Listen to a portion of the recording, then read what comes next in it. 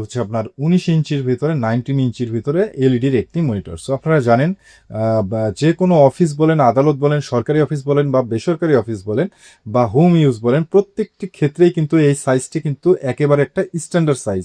তো আসলে আপনারা যারা এই ধরনের প্রোডাক্ট আপনারা যারা চাচ্ছেন এবং একেবারে ফুল ফ্রেশ কন্ডিশন, আপনারা দেখতেই পাচ্ছেন স্ক্রিনে কিন্তু কোথাও কোনো রকম দাগ মার্ক স্পট কোনো কিছু নেই, একদম ফুল ফ্রেশ কন্ডিশনে রয়েছে।